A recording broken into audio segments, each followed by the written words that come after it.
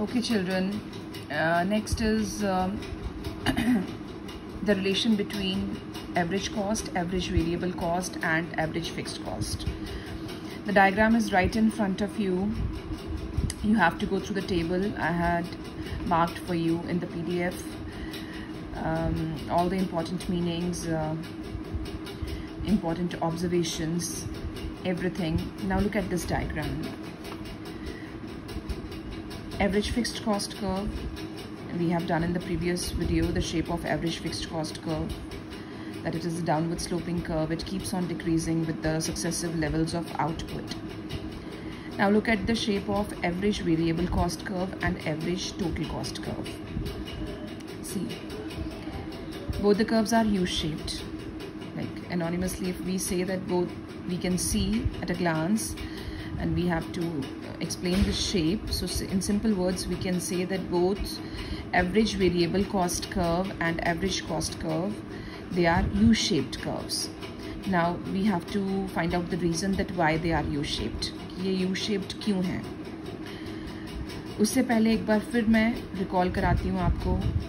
अभी हमने फॉर्मूला किया that average cost curve is the summation of average variable and average fixed cost. वो इन दोनों की summation है. Okay? Look.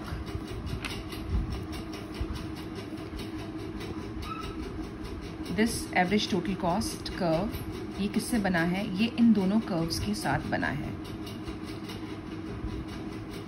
ये तो पहला पॉइंट हो गया that average cost curve follows both variable and fixed cost, क्योंकि इन दोनों को सम अप करके हमारे पास ये कर्व आता है. सेकेंड पॉइंट है एवरेज वेरिएबल कॉस्ट कर्व का minimum point average cost curve के मिनिमम पॉइंट से पहले आता है. चिल्ड्रन, आप वीडियो पॉज करके साथ साथ ये पॉइंट्स लिख सकते हो. It will be very easy for you. Hashtag और बुलेट्स यूज़ करके आप इस डायग्राम के इम्पॉर्टेंट पॉइंट्स ऑफ एक्सप्लेनेशन जो है वो साथ के साथ लिख सकते हो. First of all, average cost curve इन दोनों कर्व्स की हेल्प से बना है. Is the summation of both these curves, क्योंकि उसको इसका ट्रेंड भी फॉलो करना है, इसका ट्रेंड भी फॉलो करना है. Second, average variable cost curve का minimum point average cost curve के मिनिमम पॉइंट से पहले आ जाता है. It comes before the minimum point of average cost curve. Average cost curve और एवरेज वेरिएबल कॉस्ट कर्व के बीच में एवरेज फिक्स्ड कॉस्ट का डिफरेंस हमेशा रहेगा. If you remember, I told you, मैं यहाँ पे छोटा सा डायग्राम बना देती हूँ. मैंने आपको बताया था ये वेरिएबल कॉस्ट कर्व है, ये टोटल कॉस्ट कर्व है. इन दोनों के बीच में ये फिक्स्ड कॉस्ट का डिफरेंस हमेशा रहेगा. उसी तरह एवरेज कॉस्ट और एवरेज वेरिएबल कॉस्ट के बीच में एवरेज फिक्स्ड कॉस्ट का डिफरेंस हमेशा रहेगा. But as you know, average fixed cost keeps on decreasing. Average fixed cost decrease हुई जा रही है.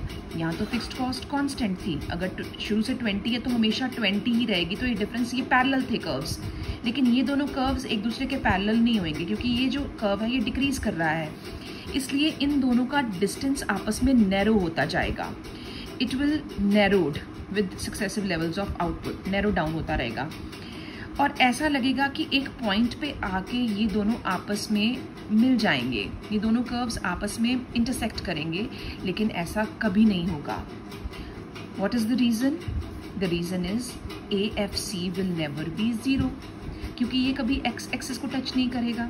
अगर ये एक्स एक्सिस को टच नहीं करेगा तो ये दोनों कर्व्स कभी आपस में इंटरसेक्ट भी नहीं करेंगे. This is another important question. That is there any possibility that ATC and AVC will intersect each other?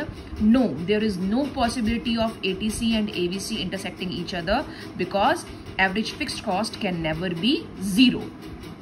Though it seems that both these curves will touch each other at a level of output, but it can never happen because AFC can never be 0. ठीक है? अब आपके मन में, बहुत सारे बच्चों के मन में क्वेश्चन आएगा कि AVC का मिनिमम पॉइंट इसके मिनिमम पॉइंट से पहले क्यों आता है. सो सबसे पहला रीज़न इनके यू शेप होने का है law of variable proportion. This is the most important reason. If you are writing this, definitely you are getting 1 out of 3. that both the curves, average cost curve and average variable cost curve, they are U-shaped because of law of variable proportion. Law of variable proportion क्या कहता है? In the initial levels of output, the cost decreases.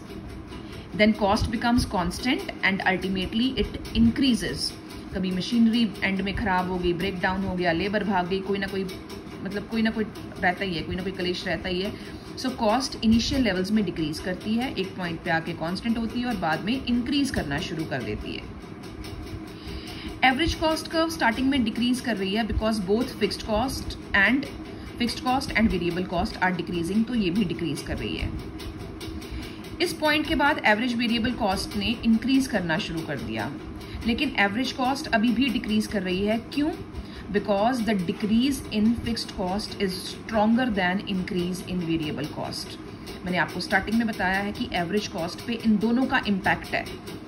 इन दोनों को sum up करके हमारे पास ये वाला curve आता है, तो इसके ऊपर इन दोनों का इम्पैक्ट पड़ेगा. वेरिएबल कॉस्ट ने इस पॉइंट के बाद इंक्रीज करना शुरू कर दिया, लेकिन एवरेज फिक्स्ड कॉस्ट तो कॉन्स्टेंटली डिक्रीज कर रही है, ग्रेजुअली डिक्रीज कर रही है.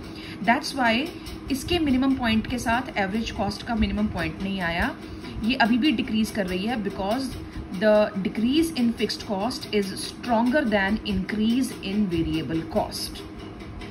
And ultimately after this point average cost starts increasing because the increase in average variable cost is stronger than decrease in average fixed cost. ये दो point आपने ध्यान में रखने हैं कि एवरेज कॉस्ट का minimum point average variable cost के मिनिमम पॉइंट के बाद क्यों आता है?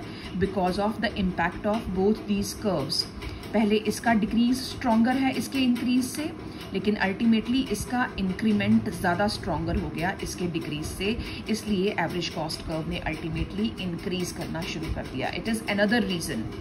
एक reason law of variable proportion तो है ही है, दूसरा रीज़न ये भी है the impact of increase and decrease in variable or average fixed cost.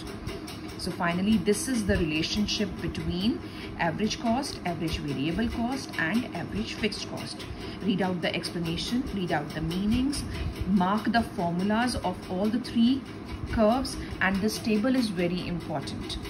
Though these are hypothetical figures, but it can help you understand it very well.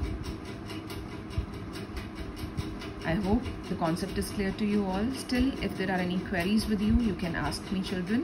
And don't forget to mark the important observations for average total cost curve. That it is the summation of both average cost and average fixed cost. Here are the important observations. ये आपने ज़रूर mark करनी है बेटा. मैंने underline करके PDF भेजी है आपको ऑलरेडी. So mark it.